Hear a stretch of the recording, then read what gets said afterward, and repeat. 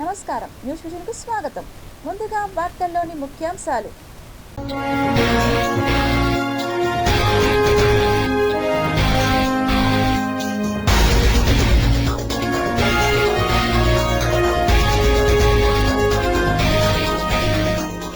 India చరిత్ర మార్చబోతున్న జ్వాలాపురం 74,000 ఏళ్ల క్రితం నాటి ఆనవాళ్లు. షేక్ హసీనా కోసం ఇంటర్పోల్ ని ఆశ్రయించిన బంగ్లాదేశ్. భారత్ బంగ్లా మధ్య చెడుతున్న స్నేహబంధం. ఘనంగా ముఖ్యమంత్రి చంద్రబాబు నాయుడు జన్మదిన వేడుకలు. సంబరాలు చేసుకున్న కార్యకర్తలు. 14 ఏళ్లు ముఖ్యమంత్రి, 45 ఏళ్ల రాజకీయ ప్రస్థానం. అనితర సాధ్యుడు సీఎం చంద్రబాబు. జన్మదిన శుభాకాంక్షలు తెలిపిన ప్రధాని మోడీ, జనసేన అధినేత పవన్ కళ్యాణ్, వైఎస్ఆర్సీపీ అధినేత జగన్, మెగాస్టార్ చిరంజీవి. తిరుమలలో పెరిగిన రద్దీ. శ్రీవారి దర్శనానికి 20 గంటల సమయం. ఏర్పాట్లను స్వయంగా పరిశీలించిన టీటీడీ చైర్మన్ బిఆర్ నాయుడు, అదనపు ఈవో వెంకయ్య చౌదరి. టీటీడీలో అన్యమత ఉద్యోగులపై బదిలీ వేటు. ప్రక్షాళన ప్రారంభించిన కూటమి ప్రభుత్వం.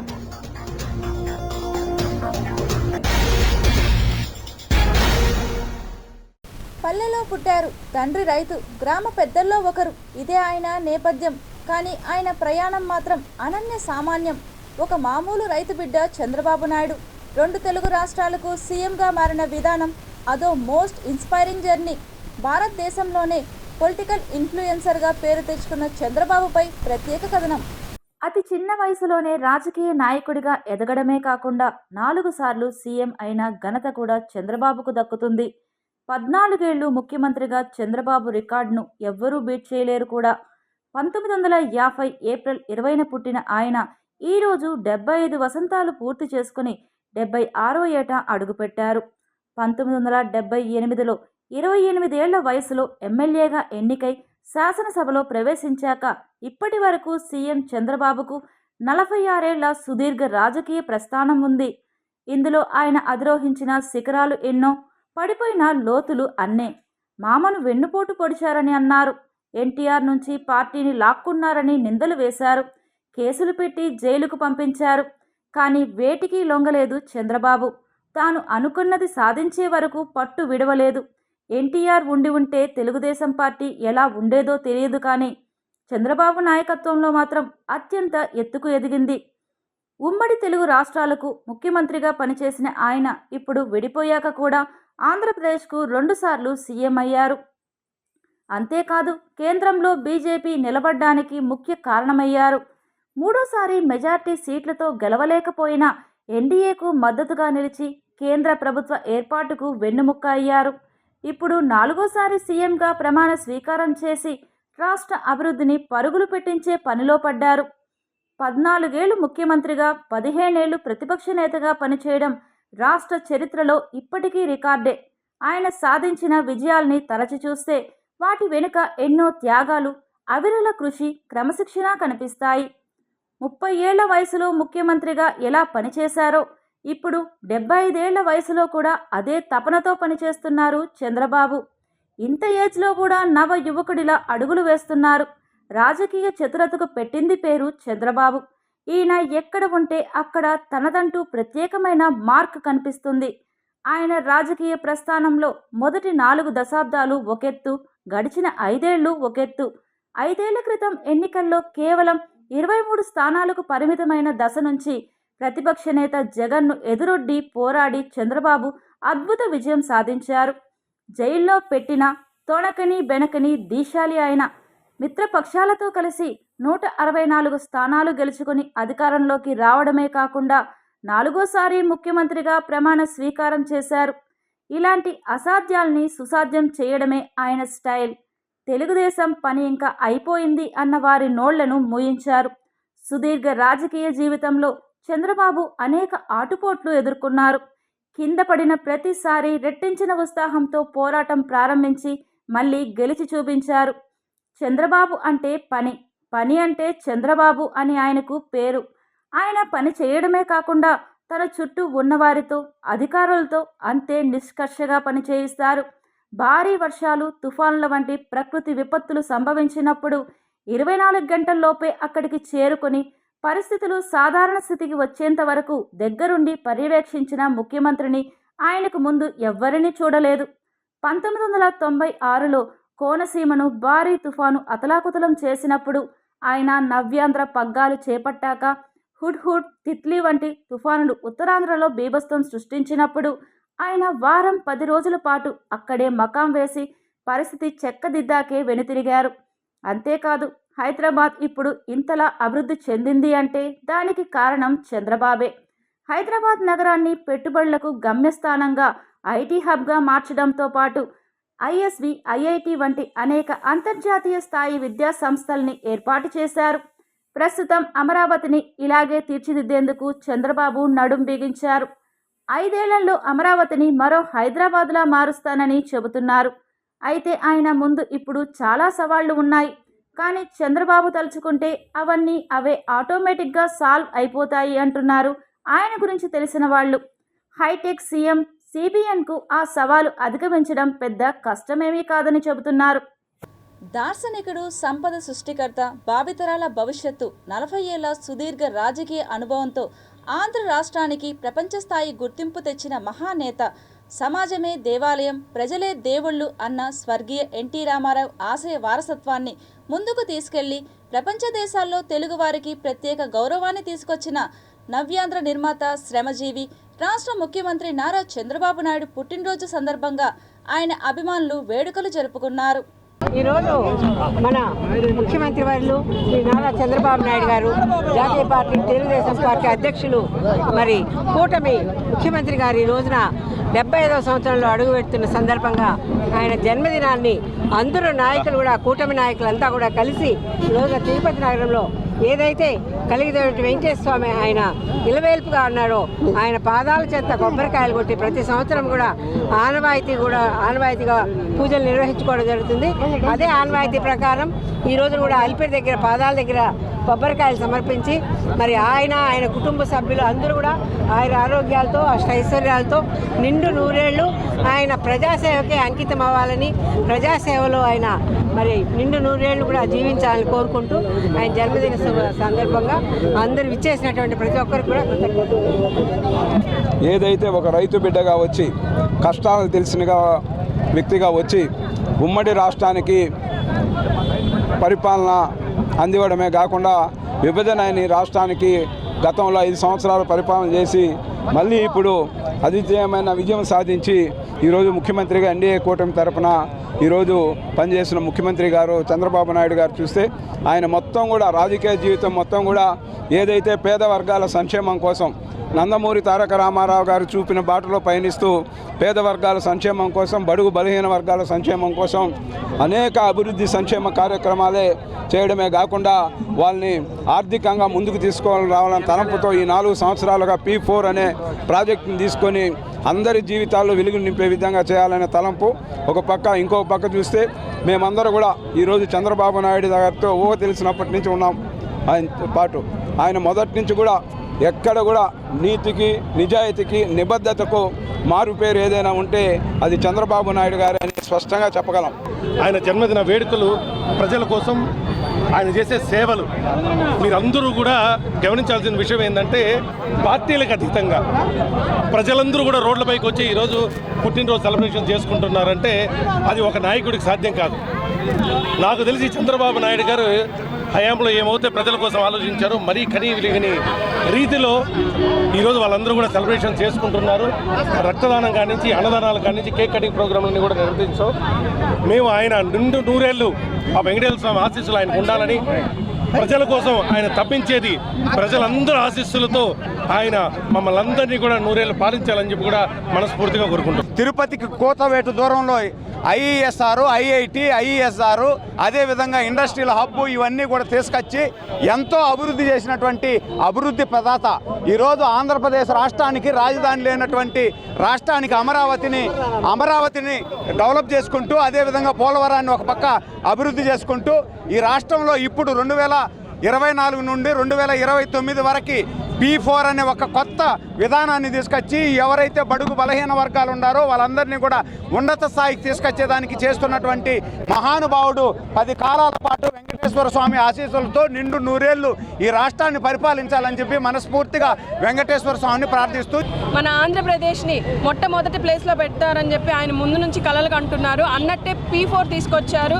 చాలామంది చదువుకున్న వాళ్ళు ఉన్నారు, కానీ అందరినీ మించి తన వయసుకు కాకుండా ఇంకా యూత్ లాగా ఆలోచిస్తూ P4తో ఎవరైతే 10% ధనికులు ఉన్నారో వాళ్ళు ఒక 20% అట్టడిగిన వర్గాల్లో ఉండే వాళ్ళు పేదల్ని తీసుకొని అభివృద్ధి చెందాలి, అన్ని విద్య ఉద్యోగ రాజ్యాంగ అన్ని పరాలుగా అందరినీ ముందుకు తీసుకోవాలనే ఒక P4 పథకాన్ని ఆయన కలలు కంటున్నారు.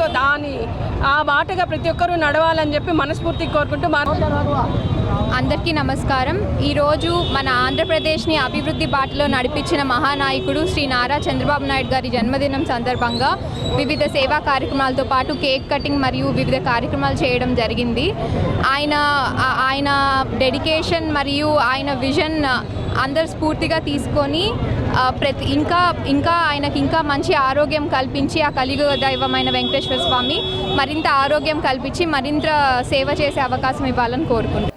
రాష్ట్ర ముఖ్యమంత్రులు నారా చంద్రబాబు నాయుడు గారి 75వ జన్మదిన శుభాకాంక్షల సందర్భంగా తిరుపతిలో మొదట పాదాల దగ్గర టెంకాయలు కొట్టడం, తర్వాత అన్ని చోట్ల అన్నదాన కార్యక్రమములు, మళ్ళా ఎన్టీఆర్ విగ్రహం కాడ కేక్ కట్టింగు, తర్వాత ఇక్కడ శ్రావణ్ అనే చిన్నపిల్లలు డప్పండం ఏరియాకి సంబంధించిన పిల్లల దగ్గర వాళ్ళ దగ్గర కేక్ కటింగ్ చేయడం జరిగింది. ఇంకా కూడా నారా చంద్రబాబు నాయుడు గారు ఈ రాష్ట్రం పరిపాలన బాగా అందించాలి, అతను ఆనంద ఆరోగ్యాలతో చల్లగా ఉండాలని మనస్ఫూర్తిగా కోరుకుంటున్నాను. చంద్రబాబు నాయుడు గారితో నారావారిపల్లిలో ఆయన జన్మం జరిగిన ఆ సమయం నుంచి శేషాపురం స్కూల్ కావచ్చు, తర్వాత చంద్రగిరి కావచ్చు, మున్సిపల్ స్కూల్స్ కావచ్చు, ఆర్ట్స్ కాలేజ్, ఎస్పీ యూనివర్సిటీ, తర్వాత మొదటిగా రాజకీయాల్లోకి వచ్చినప్పుడు ఆయనతో ఉన్న వ్యక్తులు, ఆయనకి సహకరించిన వ్యక్తులు, ఆయన అభివృద్ధిలో భాగస్వాములైన వ్యక్తులు ఈరోజు ఈ స్థాయిలో గ్లోబల్ లీడర్గా పేరు తెచ్చుకోవడానికి మొదటి అడుగు వేసే ప్రయత్నంలో ఆయన్ని చూసిన వాళ్ళు, ఆయనతో నడిచిన వాళ్ళందరినీ వాళ్ళ గత ఆయనకి వాళ్ళకున్న బంధం అనుబంధం జరిగిన ఆ రోజు ఆ కాలంలో జరిగిన సంభాషణలు కావచ్చు. ఆయన కలకాలము మనకు సీఎంగా ఉండాలని కోరుకుంటూ ఆయనకు దీర్ఘాయుస్సు మరియు ఆరోగ్యము అన్నీ ప్రసాదించాలని ఆ దేవదేవుణ్ణి ప్రార్థిస్తూ వెంకటేశ్వర స్వామి సన్నిధిలో ఉన్నాం కాబట్టి ఆయన కరుణా కటాక్షాలు ఆయనకు మెన్నుగా ఉండాలని కోరుకుంటూ ఈ అన్నదాన కార్యక్రమాన్ని చేయడం జరుగుతుంది. నారా చంద్రబాబు నాయుడు గారి జన్మదిన సందర్భంగా 11వ డివిజన్లో తెలుగుదేశం పార్టీ నాయకులు, కార్యకర్తలు అందరూ కలిసికట్టుగా అన్నదాన కార్యక్రమం చేయడం జరిగింది. అదేవిధంగా నారా చంద్రబాబు నాయుడు గారికి శ్రీ కలియుగ వెంకటేశ్వర స్వామి పునర్జన్మ ప్రసాదించారు.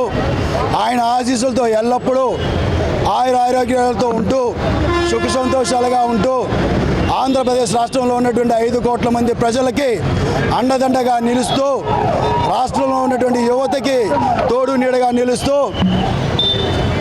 ముందుకు సాగాలని చెప్పి ఆ కలియుగ వెంకటేశ్వర స్వామిని ఆశిస్తున్నాం. ముఖ్యమంత్రి నారా చంద్రబాబు నాయుడు గారి 75వ జన్మదినం సందర్భంగా ఈరోజు తిరుపతిలోని ఎల్ఎస్ నగర్లో 22వ డివిజన్లో గణపతి హోమము, అదేవిధంగా ఆయుష్ హోమం నిర్వహించడం జరిగింది. ముఖ్యమంత్రి నారా చంద్రబాబు నాయుడు గారు మరింత కాలం 10 కాలాల పాటు ఈ రాష్ట్రానికి ముఖ్యమంత్రిగా ఉండి ఈ రాష్ట్రాన్ని అభివృద్ధి పదంలో సాధించాలని కూటమి నాయకత్వాన్ని బలపరుస్తూ కూటమిలో సభ్యులుగా ఉంటూ ఈ పుట్టినరోజును వేడుకొని మొట్టమొదటిసారిగా మేము పార్టీలోకి వచ్చిన సందర్భంగా ఈరోజు సెలబ్రేట్ చేసుకోవడం మాకందరికీ కూడా చాలా సంతోషంగా ఉంది. ఇలాగే చంద్రబాబు నాయుడు గారు భవిష్యత్తులో మరింతగా ఆరోగ్యంగా ఉండాలని కోరుకుంటున్నాం. దార్శనికుడు, భవిష్యత్తుని ముందుగానే అంచనా వేసి పరిపాలనా దక్షుడైన మన చంద్రబాబు నాయుడు గారు పుట్టినరోజు ఇంకా ఎన్నో పుట్టినరోజులు జరుపుకోవాలని, ఆయనకు ఈ వెంకటేశ్వర స్వామి అల్లా యేసు ప్రభు ఆశీస్సులు ఉండాలని కూడా మేమంతా కోరుకుంటున్నాం.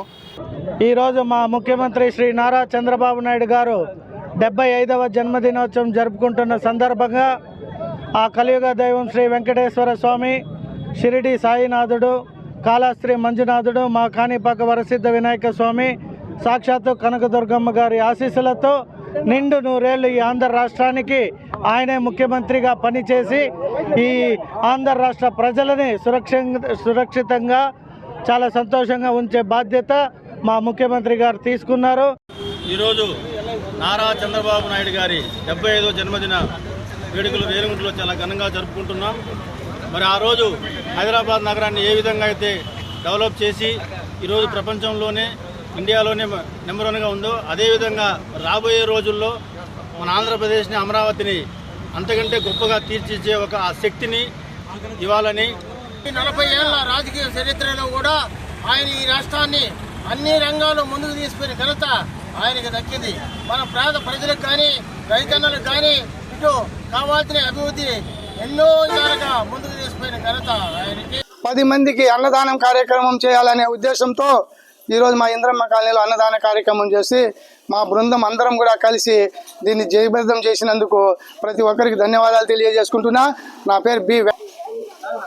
మా చంద్రగిరి కాన్స్టిట్యూషన్ ఎమ్మెల్యే పులివర్తి నాని గారి ఆదేశాల వరకు ఈ అన్నదాన కార్యక్రమము మా నెరవేర్చడం జరుగుతుంది. కాబట్టి ప్రతి ఒక్కరు కూడా ఈ అన్నదానం కార్యక్రమంకి విచ్చేసి జయప్రదం చేయవలసిందిగా కోరుకుంటూ మా నారా చంద్రబాబు నాయుడు గారికి మా ఇంద్రమ్మ కాలనీ అందరి తరఫున ధన్యవాదాలు తెలుపుతున్నాము. అలాగే ఆయన నిండు నూరేళ్ళు ఆరోగ్యాలతో నిండుగా ఉండాలని ఆ కలియుగ దైవం వెంకటేశ్వర స్వామిని మనసారా ప్రార్థిస్తున్నాము. తిరుమల అఖిలాండం వద్ద టీడీపీ అధినేత చంద్రబాబు నాయుడు పుట్టినరోజు సందర్భంగా ఎన్టీఆర్ రాజు కుమారుడు TDP state media coordinator Sridhar Varma ఆధ్వర్యంలో కొబ్బరికాయలు కొట్టి మొక్కులు చెల్లించుకున్నారు. ఈరోజు మేము ఆ కలియుగ వెంకటేశ్వర స్వామికి 750 కొబ్బరికాయలు కొట్టి 7.5 కేజీ కర్పూరం వెలిగించి భక్తిని చాటుకోవడం జరిగింది. ఎందుకంటే ఆయన జన్మ ఏదైనా, రూపం ఏదైనా మానవుల కోసమే, రాష్ట్రం కోసమే, దేశం కోసమే జీవిస్తున్నాడు. కాబట్టి ఆ కలియుగ వెంకటేశ్వర స్వామి ఆయనకి మంచి ఆరోగ్యం ప్రసాదించి ఆయన చేస్తున్న కార్యక్రమాలన్నీ కూడా సక్సెస్ పదంలో నడిపించాలని, ఆయనకి మంచి ఆశీస్సులు కల్పించాలనేసి మేము అందరం కూడా కోరుకుంటూ టీటీడీలో అన్యమత ఉద్యోగుల బదిలీ ప్రారంభమైంది.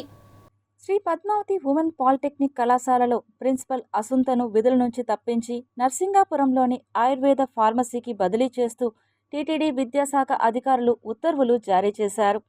మిగిలిన వారికి కూడా త్వరలో బదిలీలు ఉండే అవకాశం ఉందని చెబుతున్నారు.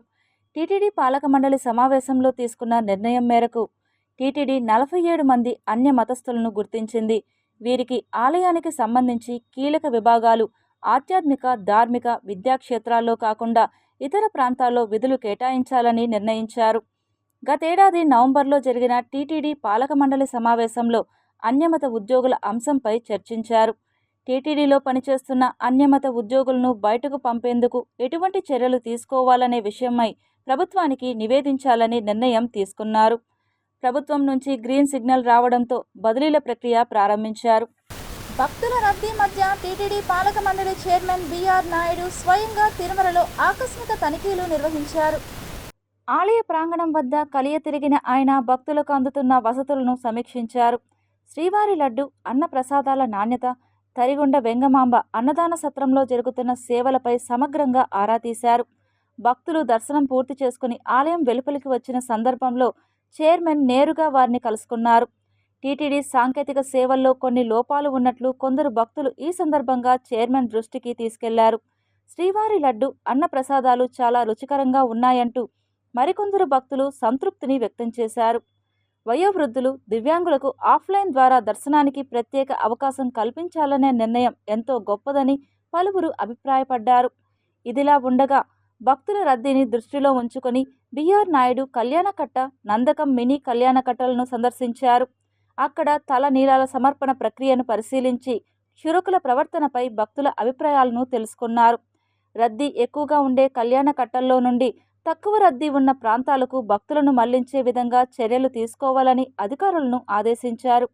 కళ్యాణకట్ట ప్రాంతాల్లో శుభ్రత పట్ల నిర్లక్ష్యం ఉంటే వెంటనే చర్యలు తీసుకోవాలని సూచిస్తూ భక్తుల సేవే శ్రీవారి సేవ అనే భావనతో పనిచేయాలని సిబ్బందిని ఉత్తేజించారు. వృత్తిపరంగా కాకుండా భక్తిపూర్వకంగా సేవ చేయాలనే దృక్పథంతో ముందుకు రావాలన్నారు. తిరుమల ఘాట్ రోడ్లో ప్రమాదం త్రుటిలో తప్పింది. 2వ ఘాట్ రోడ్లో ఈ ఉదయం ఈ ఘటన చోటు చేసుకుంది.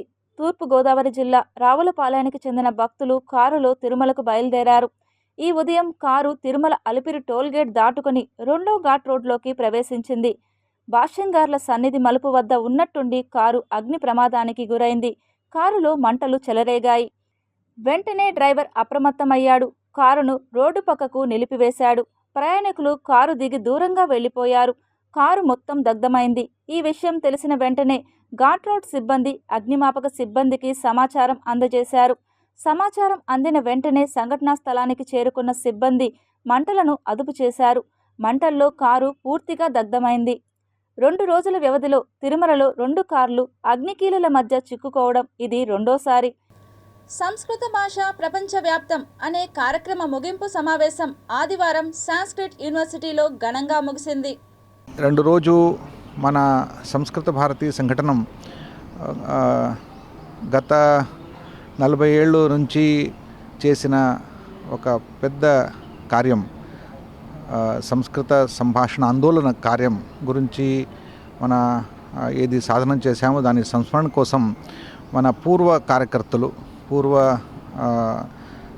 పూర్ణావధి ఎవరు కార్యం చేశారో వాళ్ళందరినీ ఇక్కడ పిలిపించాము. వాళ్ళు ఇక్కడ మన ఏక విధంగా వాళ్ళు 2 వర్షాలు 5 వర్షాలు 10 ఏళ్ళు ఇలా వేరే వేరే మన ప్రాంతంలో పనిచేశారు. కాశ్మీర్ నుంచి కన్యాకుమారి, అస్సాం నుంచి గుజరాత్ వరకు సమగ్ర భారతదేశంలో సంస్కృత భారతి 600 ప్లేసెస్లో ఇప్పుడు పని జరుగుతూ ఉంది. తిరుపతి రూరల్ మండలం చిగురువాడ గ్రామంలో రాములవారి ఉత్సవాలు ఆదివారంతో ఘనంగా ముగిశాయి. గత 2 వారాలుగా శ్రీ ప్రసన్న ఆంజనేయ స్వామి ఆలయంలో రాములవారి బ్రహ్మోత్సవాలు ఘనంగా నిర్వహిస్తున్నారు. అందులో భాగంగా సీతమ్మ వారు అలిగి తోటకెళ్లిన సందర్భాన్ని గ్రామంలో గ్రామస్తుల మధ్య కన్నుల పండుగగా జరిపారు.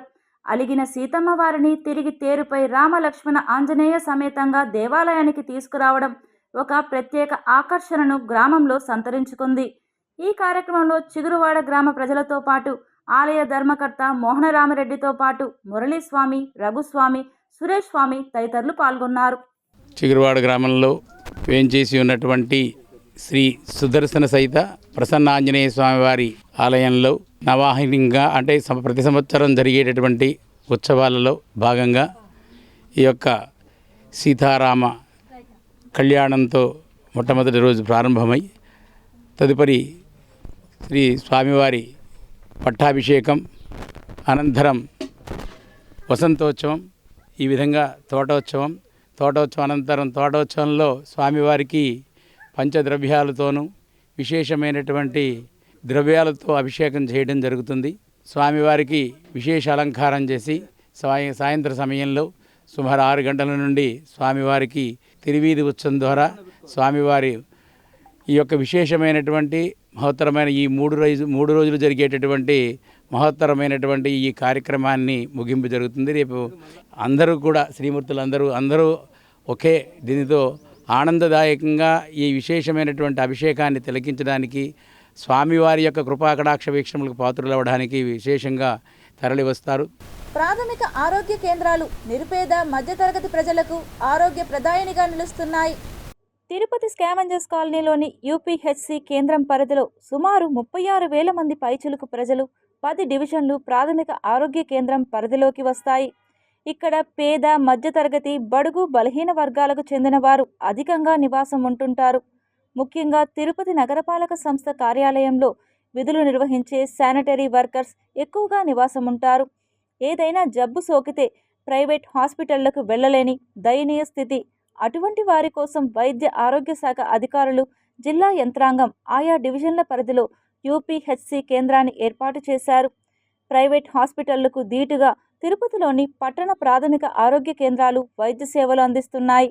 ముఖ్యంగా ప్రైవేట్ హాస్పిటల్లో ఓపీల పేరుతో నిలువు దోపిడీ చేస్తుంటారని, అయితే యూపీహెచ్సి సెంటర్లో BP, cholesterol, sugar, thyroid, malaria, dengue, chikungunya అన్ని రకాల రక్త పరీక్షలు ఉచితంగా చేస్తుంటారు.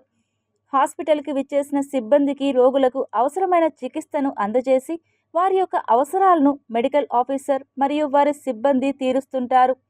ఆంధ్రప్రదేశ్ రాష్ట్ర ప్రభుత్వం అత్యధిక వస్తువులతో అన్ని రకాల రక్త పరీక్షలు చేసేందుకు అధునాతన యంత్రాలు పీహెచ్సి కేంద్రాలకు అందజేసింది. ఆరోగ్య కేంద్రానికి విచ్చేసి ప్రతి ఒక్క పేషెంట్ యొక్క వివరాలను ఆన్లైన్లో పొందుపరచడం జరుగుతుందని అన్నారు. ఈ సందర్భంగా UPHC medical officer Deepti Priyadarshini మాట్లాడుతూ, జిల్లా కలెక్టర్, జిల్లా వైద్య ఆరోగ్య శాఖ అధికారి, నగరపాలక సంస్థ కమిషనర్ ఆదేశాలతో తమ పరిధిలోని పేషెంట్లకు మెరుగైన వైద్య సదుపాయాలను కల్పిస్తుంటామని తెలిపారు. ఇక్కడ నివాసం ఉండే పేద ప్రజలకు సేవ చేయడం సంతోషంగా ఉందని అభిప్రాయపడ్డారు. ఎంతోమంది ప్రైవేట్ హాస్పిటళ్లకు వెళ్లలేక అనారోగ్యం బారిన పడాల్సిన పరిస్థితి నెలకొంటుందని, అటువంటి వారిని దృష్టిలో ఉంచుకొని ఆశా వర్కర్లు, ఏఎన్ఎంలు ఇంటి వద్దకే వెళ్లి వారి యొక్క ఆరోగ్య స్థితిగతి వివరాలను అడిగి తెలుసుకుంటుంటామని అన్నారు. వైద్యు నారాయణ హరి నిరుపేదలకు, అభాగ్యులకు వైద్య సేవలో ఉన్న తృప్తి మరెందులోనూ లేదని అన్నారు. ప్రజలకు అవసరమైన వైద్య సేవలు అందించేందుకు తాము సిద్ధంగా ఉన్నామని తెలిపారు. ఈ యూపీహెచ్సిలో మనము వివిధ రకాల హెల్త్ సర్వీసెస్ ప్రొవైడ్ చేస్తున్నాము. General conditions like BP, sugar, fever, diarrhoea, ఇప్పుడు ఎండలు ఎక్కువ ఉన్నాయి, సో మీరు డీహైడ్రేటెడ్గా ఫీల్ అయినా, కళ్ళు తిరుగుతా ఉన్నా వెంటనే మీ పక్కనున్న యూపీహెచ్సిని సంప్రదించండి. సో ఇక్కడ మనము ఫస్ట్ ఎయిడ్ ఎమర్జెన్సీ కేసెస్ కూడా like poison, snake poison cases అవి కూడా మనం ఫస్ట్ ఎయిడ్ చేసి మళ్ళీ మనము రియాకి అలా రెఫర్ చేస్తాము. మనకి సపరేట్గా వార్డ్స్ ఉన్నాయి. సో వార్డ్స్లో డే కేర్ లాగా, సో ఎవరికైనా ఐవి ఫ్లూయిడ్స్ పెట్టాలంటే కూడా మన ఇక్కడ యూపీహెచ్సిలో ఉంటుంది.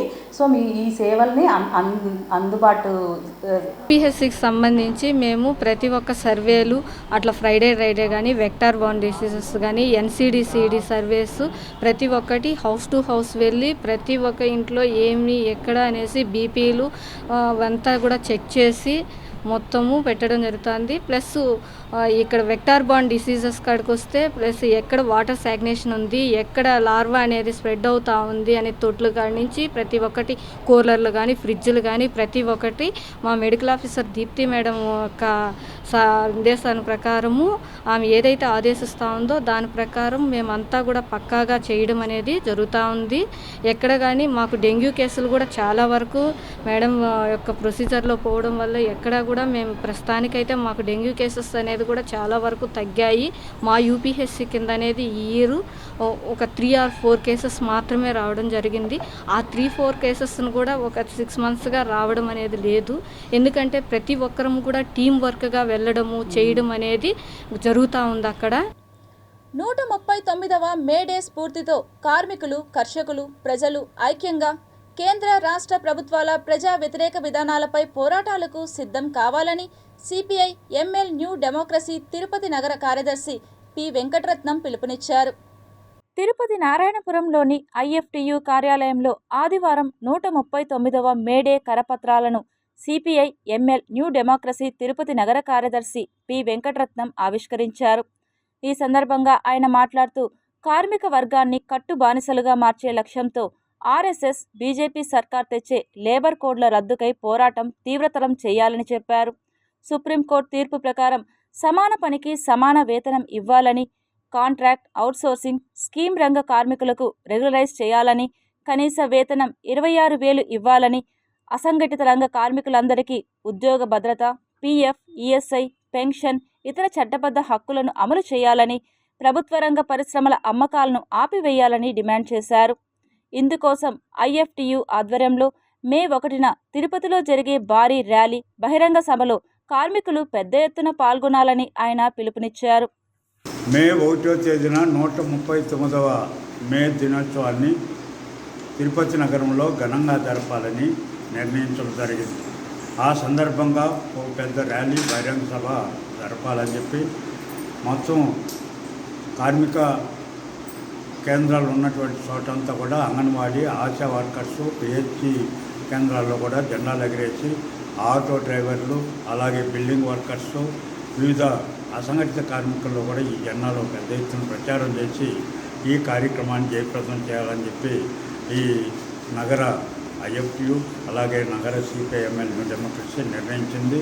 ఈ కార్యక్రమం జయప్రదం కోసం మొత్తం తిరుపతి నగరంలో ఉన్న కార్మికులందరికీ కూడా విజ్ఞప్తి చేస్తున్నాం, వాళ్ళు సహకరించాలి. ఈ సందర్భంగా 4 లేబర్ కోడ్లు రద్దు చేయాలని చెప్పి, కనీస వేతనం 26,000 రూపాయలు ఇవ్వాలని చెప్పి, స్కీమ్ వర్కర్స్కు మొత్తం కూడా ప్రభుత్వ ఉద్యోగులుగా గుర్తించాలని చెప్పి డిమాండ్తో ఈ పోరాటం మే దినోత్సవం సందర్భంగా జరగబోతున్నదని చెప్పి ఈ సందర్భంగా కార్మికులందరూ. Bangladesh national central bureau NBC Sheikh Hasina కోసం ఇంటర్పోల్ని ఆశ్రయించింది. మాజీ ప్రధానితో సహా 12 మంది వ్యక్తులపై రెడ్ కార్నర్ నోటీసులు జారీ చేయాలని ఇంటర్పోల్ని బంగ్లాదేశ్ అభ్యర్థించినట్లు స్థానిక మీడియా వెల్లడించింది.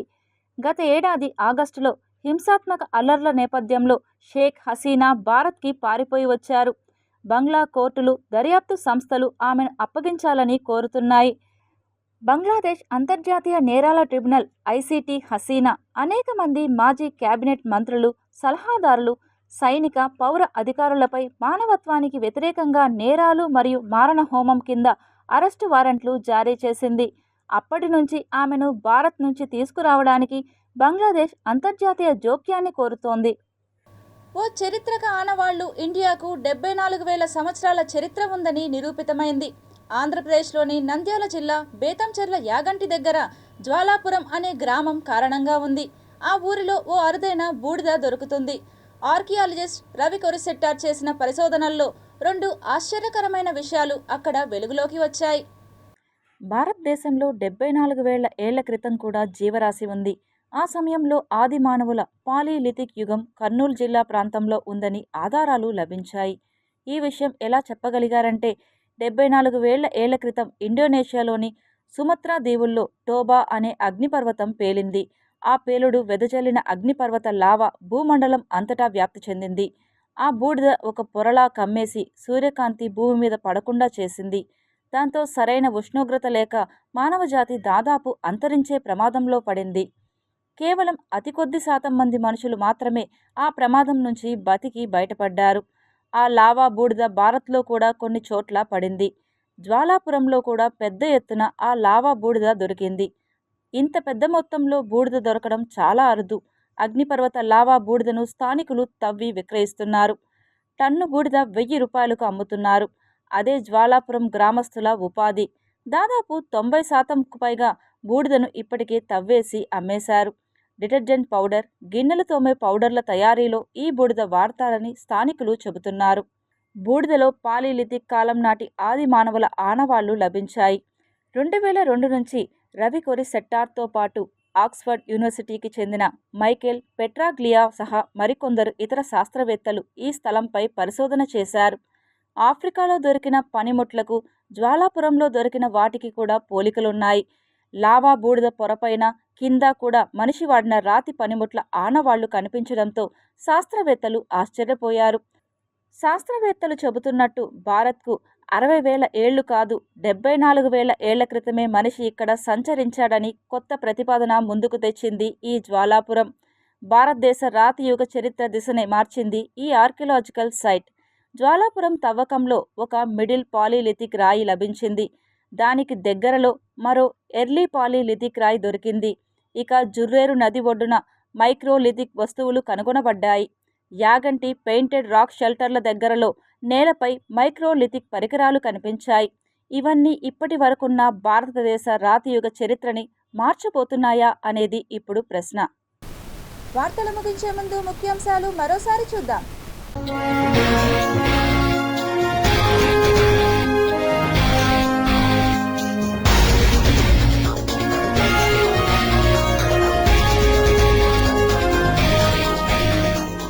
ఇండియా చరిత్ర మార్చబోతున్న జ్వాలాపురం, 74,000 ఏళ్ల క్రితం నాటి ఆనవాళ్లు. షేక్ హసీనా కోసం ఇంటర్పోల్ని ఆశ్రయించిన బంగ్లాదేశ్, భారత్ బంగ్లా మధ్య చెడుతున్న స్నేహబంధం. ఘనంగా ముఖ్యమంత్రి చంద్రబాబు నాయుడు జన్మదిన వేడుకలు, సంబరాలు చేసుకున్న కార్యకర్తలు. 14 ఏళ్లు ముఖ్యమంత్రి, 45 ఏళ్ల రాజకీయ ప్రస్థానం. అనితర సాధ్యుడు సీఎం చంద్రబాబు.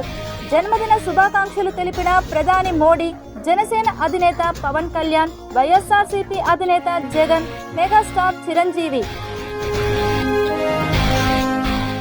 తిరుమలలో పెరిగిన రద్దీ, శ్రీవారి దర్శనానికి 20 గంటల సమయం. ఏర్పాట్లను స్వయంగా పరిశీలించిన టీటీడీ చైర్మన్ బిఆర్ నాయుడు, అదనపు ఈవో వెంకయ్య చౌదరి. టీటీడీలో అన్యమత ఉద్యోగులపై బదిలీ వేటు, ప్రక్షాళన ప్రారంభించిన కూటమి ప్రభుత్వం.